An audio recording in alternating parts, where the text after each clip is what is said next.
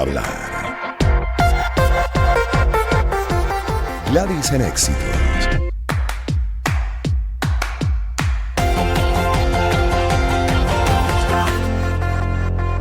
Bueno, por supuesto, desde la entrada de lleno de Estados Unidos en la guerra entre Israel e Irán, no paramos de hablar de este hecho y lo que podrían ser eventuales consecuencias en diferentes planos. En el económico lo vamos a revisar con Gustavo Martínez, licenciado en Economía, con maestría en Bolsa, asesor financiero europeo, profesor universitario en finanzas, justamente en los próximos minutos.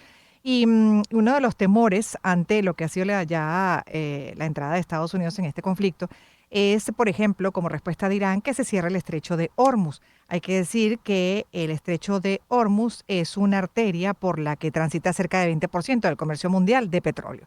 Y una de las estimaciones que ya se hace es que, bueno, debería, por supuesto, esto inflar los precios. Pero, curioso dato, el que tengo acá, que lo voy a agregar para el análisis con nuestro especialista, es que los precios del petróleo se desploman. Paradójicamente se están desplomando. Entonces uno se pregunta por qué.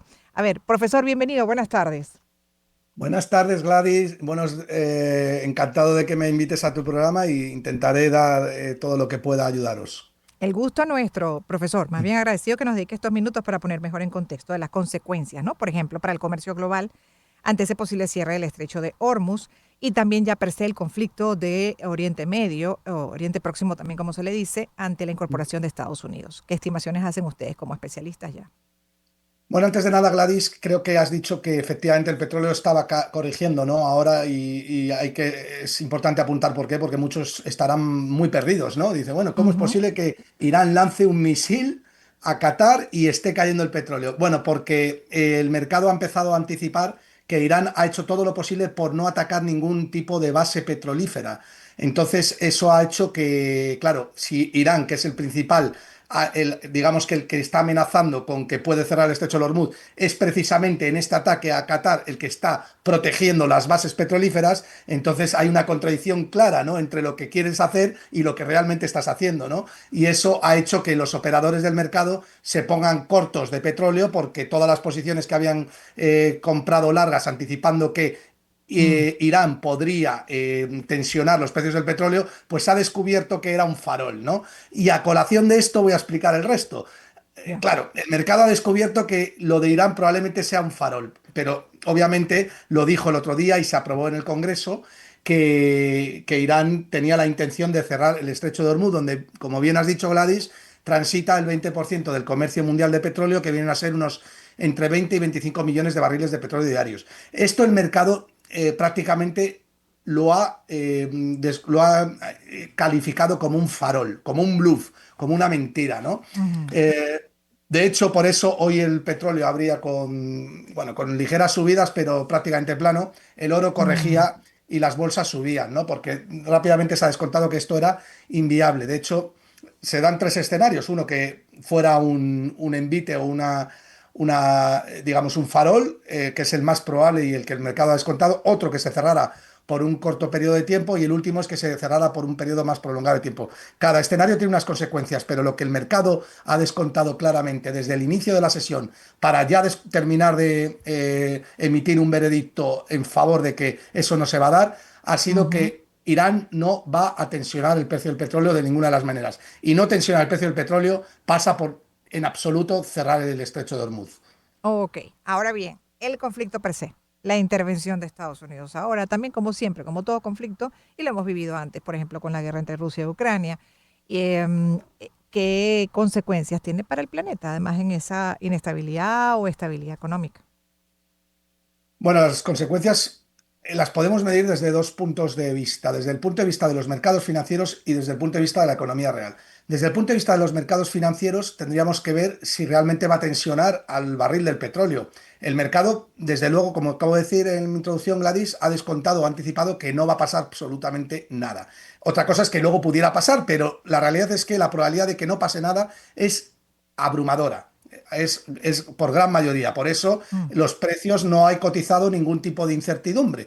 más allá de lo que pueda suceder en el día a día, pero que son escenarios que están recogidos en los precios como potencialmente estabilizadores y no desestabilizadores.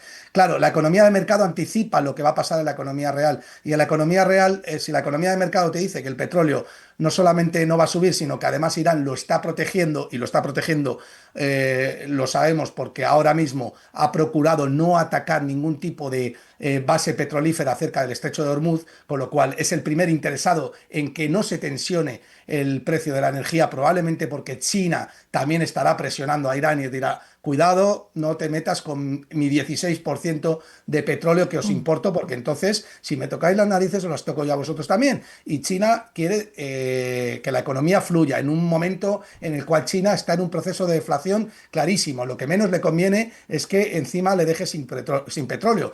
Al menos un 16% de los barriles de petróleo, que son 2 millones de barriles de petróleo, los importa China de Irán. Así que el escenario es claro. Irán probablemente haya pactado incluso este ataque a la base americana en Qatar, probablemente esté pactado, porque claro, de alguna manera no puede quedar como conejillo de Indias, también tiene que, Ujú. de cara al mundo, tiene que, bueno, pues defenderse, ¿no? Estados Unidos lo ha atacado, Israel lo ha atacado y yo no ataco. Bueno, pues de cara a la opinión pública, ataco una base, dos, pacto tal. Ujú. Eso es una conjetura mía propia, pero que me suena Sí, sí. bastante coherente. Y de cara a la economía real no está sucediendo nada con el petróleo, así que probablemente todo siga exactamente igual que el escenario prebélico. De hecho, entonces me voy a también al otro, ¿no? Porque en el caso de Estados Unidos, pues todo esto ocurre en paralelo a unas medidas pues, que han generado, sí, inestabilidad en los mercados, las medidas del presidente Trump en este segundo mandato con el tema de los aranceles. Y en algún momento también, recuerdo con una lista que le comenté, bueno, pero si sabemos que él literal, el término en el argot popular es tira y encoge, ¿no? Él lanza una cosa como advertencia, pues lleva o trata de llevar a los países, a los gobiernos contra las cuerdas y después recoge y así hemos visto hasta el momento y los mercados como que se han empezado a acostumbrar a eso y ya no vemos esos Sí, cambios bruscos, ¿no? Entonces, en eso está Estados Unidos y ahora entra en este terreno. ¿Cómo ve, por ejemplo, lo que es la economía local de Estados Unidos y también del mundo en función del papel que juega este país, esta potencia?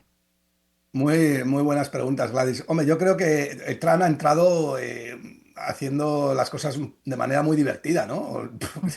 No lleva 6 meses en el gobierno, ya ha dicho que ha ido a una guerra que ha dicho que no iba a ir. Bueno, unos aranceles que, bueno, los aranceles se advirtió en campaña que los pondría, ha revuelto todos los mercados, ha hecho que el Standard and Poor's 500 fuera impensable que lo viéramos en 4.800 puntos para luego una recuperación en V y subir a un 20%, caer un 20%, luego subir.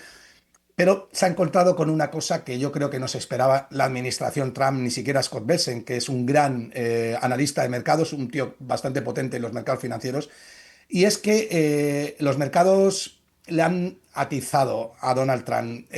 Aquí ha habido un escenario muy claro en el que Donald Trump se ha posicionado de cara a China. Yo creo que Ujú. ha establecido un nuevo patrón en el cual pego yo primero y luego vemos cómo va la partida, o muevo yo primero, pero que luego si hay que bajar, se baja, si hay que subir al se sube, pero el que manda soy yo. Eso es lo que ha querido hacer Estados Unidos. Pero se ha olvidado de una pieza clave, fundamental, el mercado. Porque el mercado tiene al dólar como activo refugio y el mercado se puede cansar.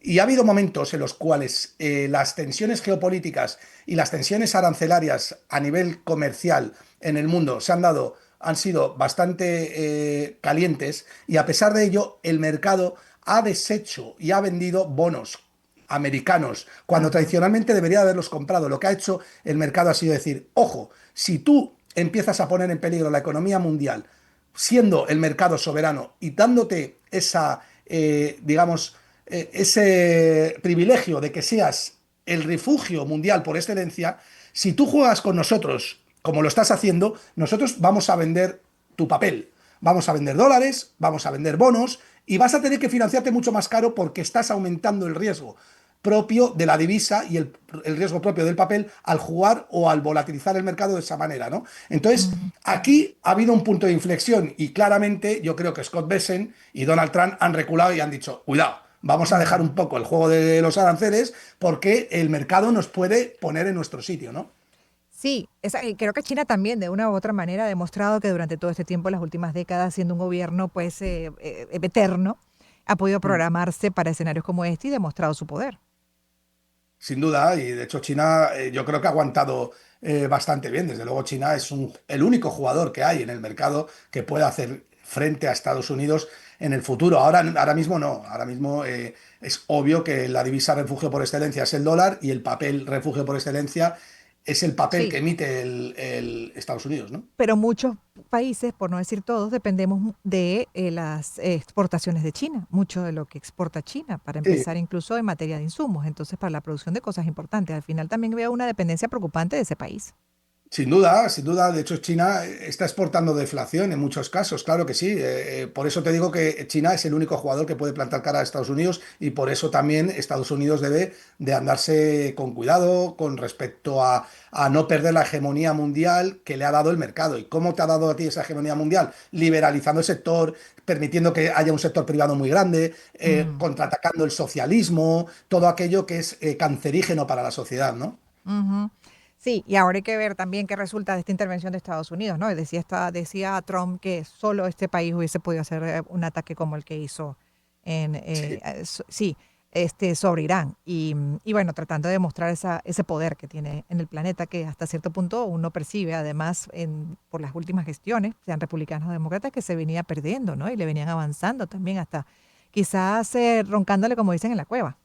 Bueno, yo creo que no debería de coger a nadie por sorpresa el ataque de Irán, ¿no? De hecho, al mercado no la cogió por sorpresa, si es que atacó este fin de semana y las bolsas ni se movieron, Gladys.